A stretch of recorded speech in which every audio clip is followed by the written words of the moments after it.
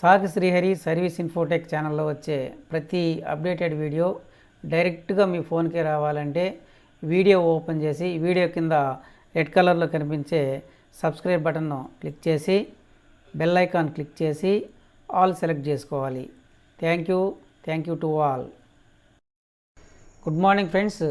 2020-21 academic ఇయర్కి సంబంధించి చాలా సిద్ధి డేటాని ఆన్లైన్లో డిసెంబర్ 31 లోపల ఎంటర్ చేయాలి. ఇప్పుడు ఈ వీడియోలో చాలా సిద్ధి డేటాని ఆన్లైన్లో ఎలా ఎంటర్ చేయాలో చూద్దాం. క్రోమ్ బ్రౌజర్లోకి వెళ్ళి చాలా-siddhi.nipa.ac.in టైప్ చేసి సెలెక్ట్ చేయండి. ఇక్కడ కనిపిస్తున్న మొదటి లింక్ మీద క్లిక్ చేయండి. క్లిక్ చేసిన తర్వాత మనకి ఇక్కడ లాగిన్ అనేది డైరెక్ట్గా కనిపిస్తుంది. ఇదే మొబైల్లో ఓపెన్ చేస్తే మనకు ఈ లాగిన్ మనకు కనిపించదు. అప్పుడు లాగిన్ కనిపించాలంటే మొబైల్లో టాప్ రైట్ సైడ్ కార్నర్లో పైన 3 డాట్స్ కనిపిస్తుంటాయి. ఆ 3 డాట్స్ని మనం సెలెక్ట్ చేస్తే మన కింద మనకు డెస్క్టాప్ మోడ్ అని కనిపిస్తుంది. దాన్ని సెలెక్ట్ చేసుకున్న వెంటనే మనకు మొబైల్లో కూడా లాగిన్ అనేది ఇక్కడ కనిపిస్తుంది. ఈ లాగిన్లో వచ్చేసి మనం ఇక్కడ యూజర్ నేమ్ అంటే స్కూల్ యొక్క డైస్ కోడ్ ఇవ్వాలి. పాస్వర్డ్ అంటే ఇది 4 సంవత్సరాల క్రితం మనకు ఎంఆర్సీలో అందరికీ కలిపి మండలంలో అందరికీ కలిపి పాస్వర్డ్స్ అని క్రియేట్ చేయడం జరిగింది. సో అప్పుడు ఏ పాస్వర్డ్ పెట్టున్నారో ఆ పాస్వర్డ్ మనం ఇక్కడ ఎంటర్ చేయాల్సి ఉంటుంది. ఒకవేళ పాస్వర్డ్ మనం మర్చిపోయినట్లయితే ఇక్కడ ఫర్గాట్ పాస్వర్డ్ ద్వారా కొత్త పాస్వర్డ్ మనం క్రియేట్ చేసుకోవచ్చు. సో ఫర్గాట్ పాస్వర్డ్ ద్వారా మనం పాస్వర్డ్ ఎలా క్రియేట్ చేయాలో వీడియో చేయడం జరిగింది. ఆ వీడియోని డిస్క్రిప్షన్లో ఇవ్వడం జరుగుతుంది. సో ఇప్పుడు ఇక్కడ యూజర్ నేమ్ పాస్వర్డ్ ఎంటర్ చేసి సబ్మిట్ మీద క్లిక్ చేయాలి. సబ్మిట్ మీద క్లిక్ చేసిన తర్వాత మనకి ఇక్కడ learners, teachers, school composition matrix, school improvement plan అనేది 4 కేటగిరీస్ మనకు కనిపిస్తున్నాయి. తర్వాత వచ్చేసి మనకి ఇక్కడ అవే కేటగిరీస్ మనకి ఇక్కడ 4 కేటగిరీస్ ఇక్కడ మనకు వర్టికల్గా కనిపిస్తూ ఉన్నాయి. సో మొదట వచ్చేసి మనకి ఇక్కడ లెర్నర్స్ తీసుకుంటాము. ఈ లెర్నర్స్లో మరలా 3 సబ్ కేటగిరీస్ మనకు కనిపిస్తున్నాయి. సో వీటిలేందో వాటి గురించి ముందు చూద్దాం. వీటికంటే ముందు మనం ఇక్కడ చేంజ్ ప్రొఫైల్ లాగౌట్ కనిపిస్తూ ఉంది.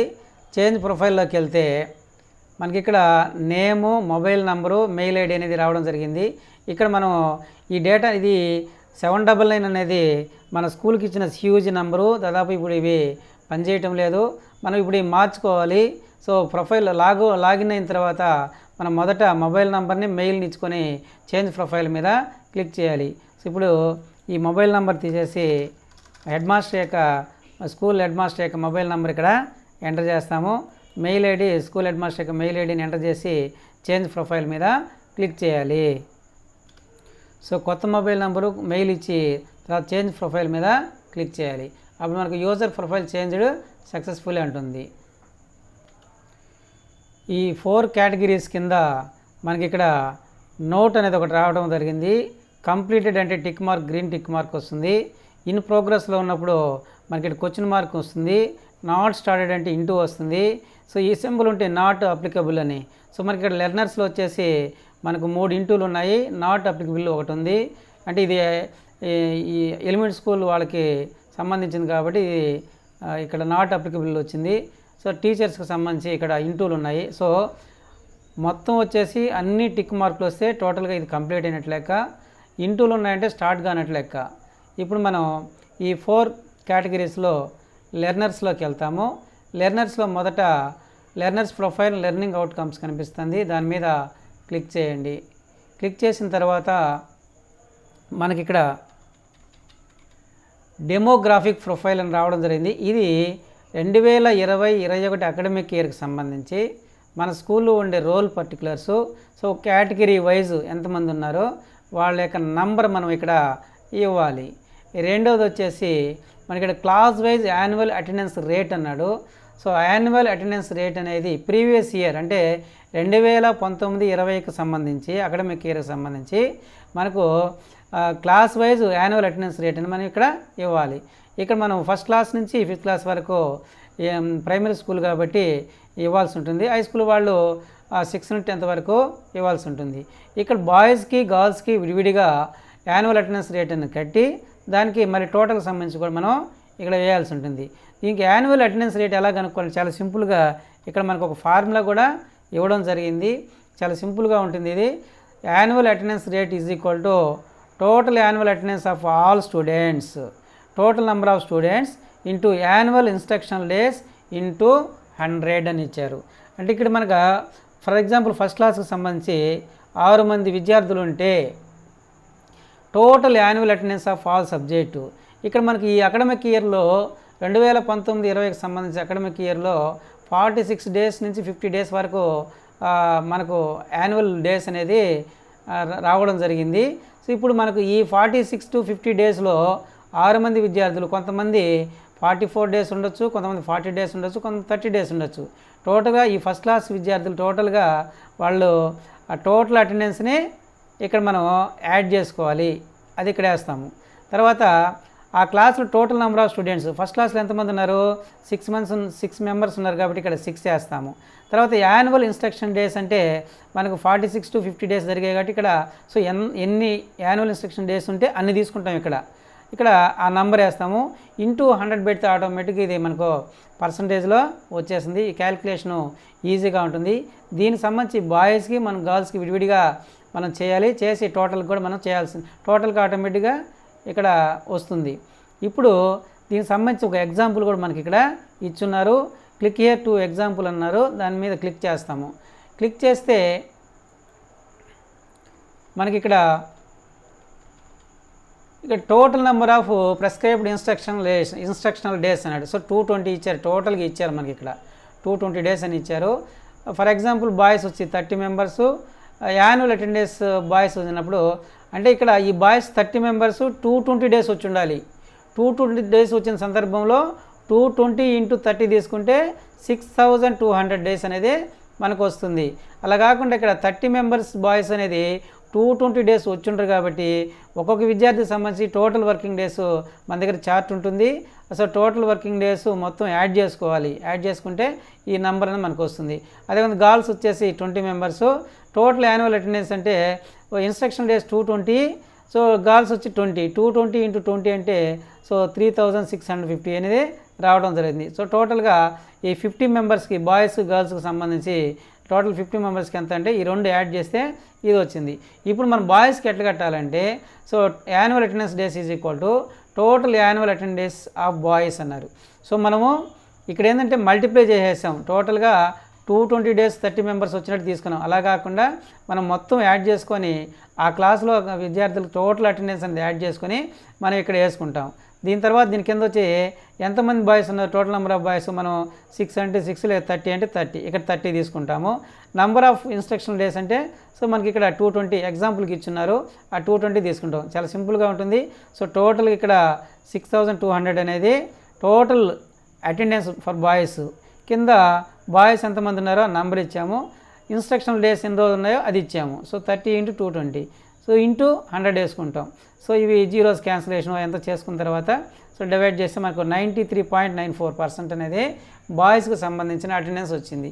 ఇదే విధంగా గర్ల్స్ కూడా total annual attendance of girls అని తీసుకుంటాము.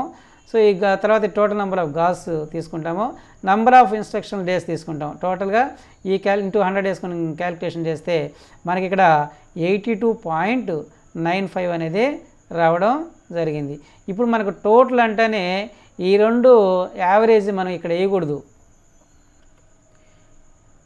ఇక్కడ మనము టోటల్ యాన్యువల్ అటెండెన్స్ ఇక్కడ టోటల్ తీసుకునేటప్పుడు మళ్ళీ విడిగానే టోటల్ యాన్యువల్ అటెండెన్స్ అంటే టోటల్గా బాయ్స్ గర్ల్స్ కలిపి మొత్తం తీసుకుంటాం. మొత్తం తీసుకొని into total number of students boys girls కలిపి 50 మెంబర్స్, ఇన్స్ట్రక్షన్ డేస్ 220 ఇంటూ 100 వేసుకుంటే 89.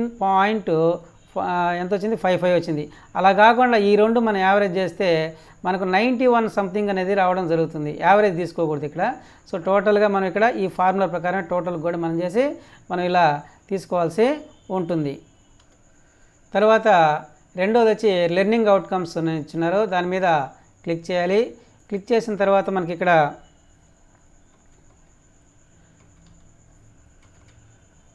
సో యాన్యువల్ కన్సాలిడేటెడ్ రిపోర్ట్స్ అన్నారు. అంటే మనకి ఇప్పుడు 2019-20కి సంబంధించి మనము ఫైనల్ ఎగ్జామ్ ఏదైతే పెట్టుంటున్నామో దానికి సంబంధించిన రిపోర్ట్ అనేది మనం ఇక్కడ ఇవ్వాల్సి ఉంటుంది. ఇక్కడ ఏమన్నారంటే లెర్నింగ్ అవుట్కమ్స్ సంబంధించి percentage of students who scored in the respective percentage range అని ఇచ్చారు. అంటే ఇక్కడ ఈ రేంజ్లో 33-40% రేంజ్లో ఎంతమంది విద్యార్థులు ఉన్నారో వారి యొక్క పర్సంటేజ్ మాత్రమే ఇక్కడ ఎంటర్ చేయాలి. ఇక్కడ నంబర్ ఎంటర్ చేయకూడదు. క్లియర్గా చెప్తున్నాను మరొకసారి.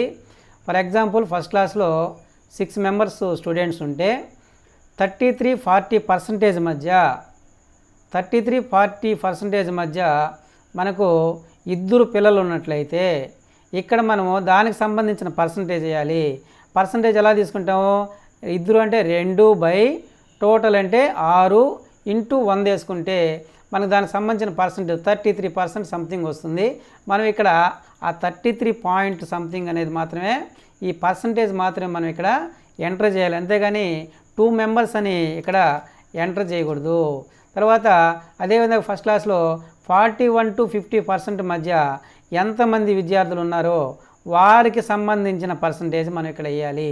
అదేవిధంగా టోటల్ ఇలా చూసుకుంటా పోతే 71%-80% మధ్య మనకు ఎంతమంది విద్యార్థులు ఉన్నారో ఆ విద్యార్థుల యొక్క పర్సంటేజ్. ఒకవేళ మనకు 71-80% వచ్చి 4 మెంబర్స్ ఉన్నారనుకోండి, అవుట్ ఆఫ్ 6 4/6 ఇంటూ 100 తీసుకోవాలి. ఆ పర్సంటేజ్ ఎంత వస్తుందో ఆ పర్సంటేజ్ మనం ఇక్కడ వేయాలి.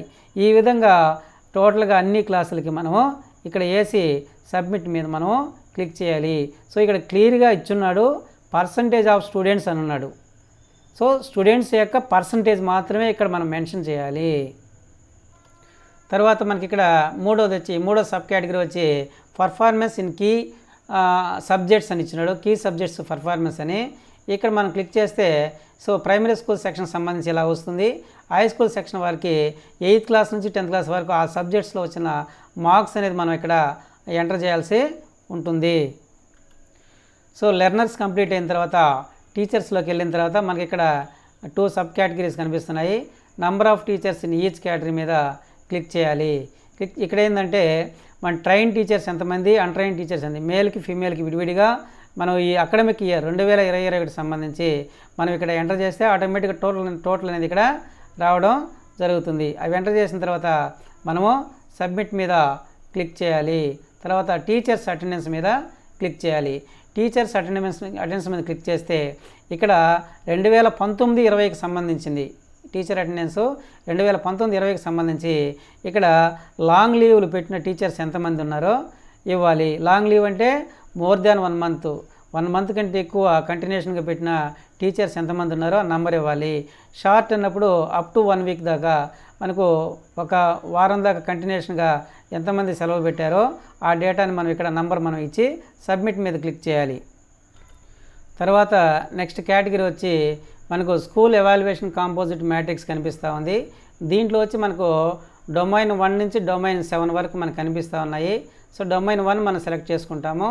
సెలెక్ట్ చేసుకుంటే మనకి ఇక్కడ ఏంటంటే డొమైన్ 1లో వచ్చేసి ఇక్కడ లెవెల్స్ ఇచ్చున్నాడు. ఈ లెవెల్స్ గురించి తెలుసుకుంటాము. ఈ లెవెల్స్లో మనకి ఇక్కడ స్కూల్ ప్రెమిసెస్ సంబంధించి, ప్లే గ్రౌండ్ సంబంధించి, క్లాస్ రూమ్ సంబంధించి, ఎలక్ట్రిసిటీ గ్యాడ్జెట్ సంబంధించి, లైబ్రరీ సంబంధించి, ర్యాంప్ సంబంధించి, డ్రింకింగ్ వాటరు, టాయిలెట్స్ ఇలా ఇచ్చున్నాడు. దీనికి సంబంధించి మనం చూద్దాము. ఈ టాయిలెట్స్లో వచ్చేసి సో ఈ టాయిలెట్స్ సంబంధించి పైన ఇక్కడ చూస్తే మనకు లెవెల్ అవైలబిలిటీ అండ్ అడెక్వసీ అన్నారు.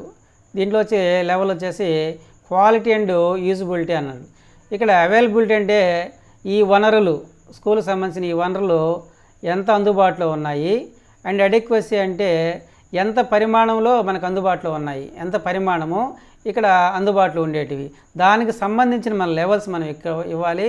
క్వాలిటీ అంటే మనకు నాణ్యత, యూజబిలిటీ అంటే వినియోగత, దీనికి సంబంధించి మన లెవెల్ మనం ఇక్కడ మన స్కూల్కి సంబంధించి ఈ డేటాను మనం ఈ లెవెల్స్ మనం ఫిలప్ చేయాలి. తర్వాత prioritise of the area of improvement అని ఇచ్చున్నాడు. దానికి సంబంధించింది మనం ఇక్కడ ఆ లెవెల్ కూడా మనం సెలెక్ట్ చేసుకోవాల్సి ఉంటుంది. ఫస్ట్ దీంట్లో ఒకదాని గురించి ఎక్స్ప్లెయిన్ చేస్తాను. సో టాయిలెట్ సంబంధించి మన స్కూల్కి మన లెవెల్స్ ఇచ్చేటప్పుడు సో టాయిలెట్ సంబంధించి లెవెల్ 1 అన్నప్పుడు ఫర్ ఎగ్జాంపుల్ మన స్కూల్లో బాయ్స్కి గర్ల్స్కి టాయిలెట్స్ లేకుండా ఉండి సిడబ్ల్యూఎస్ఎన్ పిల్లలకు, ప్రత్యేక అవసరాలు గల పిల్లలకు సంబంధించి టాయిలెట్స్ లేకుండా ఉంటే, కంప్లీట్గా టాయిలెట్స్ లేకుండా ఉంటే అటువంటి సందర్భంలో మన స్కూల్లో అలా ఉంటే లెవెల్ 1 సెలెక్ట్ చేసుకోవాలి. లెవెల్ 2కి వచ్చేసి బాయ్స్కి గర్ల్స్కి విడిగా టాయిలెట్స్ ఉండి సో ప్రత్యేక అవసరాల పిల్లలకు సంబంధించి టాయిలెట్స్ లేకుండా ఉంటే అప్పుడు మనం లెవెల్ 2కి అంటే కొంచెం మెరుగన్నట్టు ఇక లెవెల్ 2 సెలెక్ట్ చేసుకుంటాము. లెవెల్ 3కి వచ్చేసరికి బాయ్స్కి గర్ల్స్కి తర్వాత ప్రత్యేక అవసరాల పిల్లలకు సంబంధించి అందరికి కూడా విడివిడిగా టాయిలెట్స్ అందుబాటులో ఉంటే అందరికీ అవసరమైన అందుబాటులో ఉంటే పుష్కలంగా ఉంటే అప్పుడు మనం లెవెల్ 3ని సెలెక్ట్ చేసుకుంటాము. అంటే ఇప్పుడు ప్రజెంట్ నాడు నేడు స్కూల్కి సంబంధించి అన్ని స్కూల్స్ కూడా లెవెల్ 3ని సెలెక్ట్ చేసుకోవాలి. తర్వాత ఇక్కడ యూజబిలిటీ క్వాలిటీకి సంబంధించి లెవెల్ 1 అంటే ఏంటంటే ఇక్కడ మనకు ఈ లెవెల్ 1లో ఏంటంటే పిల్లలకి తగినంత వినియోగం ఇక్కడ ఉండదు. ఎందుకంటే వాళ్ళకి అవసరమైన టాయిలెట్స్ ఉండవు, వాటర్ అందుబాటులో ఉండదు. కాబట్టి అటువంటి వాళ్ళు ఎవరైతే ఉంటారో వాళ్ళు తక్కువ వాడుకుంటారు. అంటే ఫెసిలిటీస్ ఎప్పుడైతే తక్కువ ఉంటాయో యూజబిలిటీ కూడా చాలా తక్కువ ఉంటుంది. లెవెల్ 1లో పెట్టాలి మనం. అట్లా కాకుండా దీనికంటే కొంచెం మెరుగ్గా ఉంటే లెవెల్ 2 తీసుకుంటాం. లెవెల్ 3కి వచ్చేలకే అందరు బాయ్స్కి విడిగా గర్ల్స్కి విడిగా ప్రత్యేక అవసరాల పిల్లలకి విడిగా అందరికీ ఉండి నిరంతరం వాటర్ కానీ సప్లై ఉన్నట్లయితే అప్పుడు మనం లెవెల్ 3ని ఇస్తాం. అంటే ప్రజెంట్ మనకు నాడు నేడు స్కూల్కి సంబంధించి లెవెల్ 3 అనేది ఇవ్వచ్చు. సో ఈ లెవెల్స్ అనేది మనం ఎలా చూసుకోవాలంటే దానికి సంబంధించి మనకు పీడిఎఫ్ ఒకటి అందుబాటులో ఉంది. ఆ పీడిఎఫ్లో చూద్దాం. సో ఈ శాలా సిద్ధికి సంబంధించిన పీడిఎఫ్ ఇది. దీంట్లో క్లియర్గా ఇచ్చున్నాడు. మరుగుదొడ్లకు సంబంధించి అందుబాటులో సరిపడా మరి నాణ్యత మరి వినియోగం ఉంది. స్థాయి 1 అంటే మరుగుదొడ్లు అసలే లేకపోవడం లేదా తగిన లేకపోవడం, బాలికలు CWSN పిల్లలకు ప్రత్యేక మరుగుదొడ్లు లేకపోవడం ఇలా మన స్కూల్లో ఉంటే లెవెల్ 1 ఇస్తాం. అలా కాకుండా బాలికలు ప్రత్యేకంగా మరుగుదొడ్లు ఉండడం, నిబంధనల మేరకు తగిన మరుగుదొడ్లు మూత్రశాల లేకపోవడం అలా ఉంటే లెవెల్ 2 స్థాయి 2 ఇస్తాం. అలా కాకుండా బాలికలు ప్రత్యేకంగా మరుగుదొడ్లు మూత్రశాల తగిన నుండి CWSN పిల్లలకు అవసరమైన ప్రత్యేకమైన మరుగుదొడ్లు ఉంటే అంటే ఫుల్ ఫ్లెడ్జ్డ్గా అన్నీ ఉంటే లెవెల్ 3 ఇస్తాం.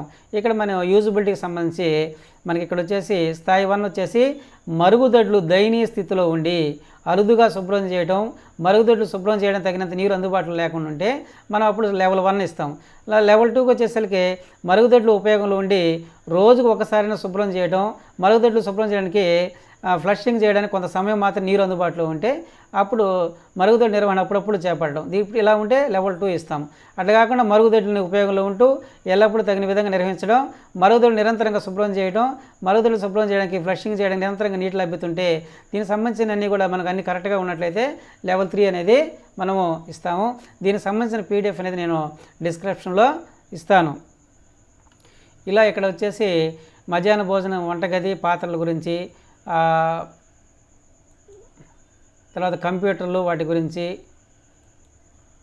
ప్రయోగశాల గురించి, గ్రంథాలయం గురించి, ఎలక్ట్రానిక్ గాడ్జెట్స్ గురించి, ఆట స్థలం క్రీడా సామగ్రి గురించి వాటికి సంబంధించిన ప్రతి లెవెల్ సంబంధించింది మనకి పీడిఎఫ్లో అందుబాటులో ఉంటుంది.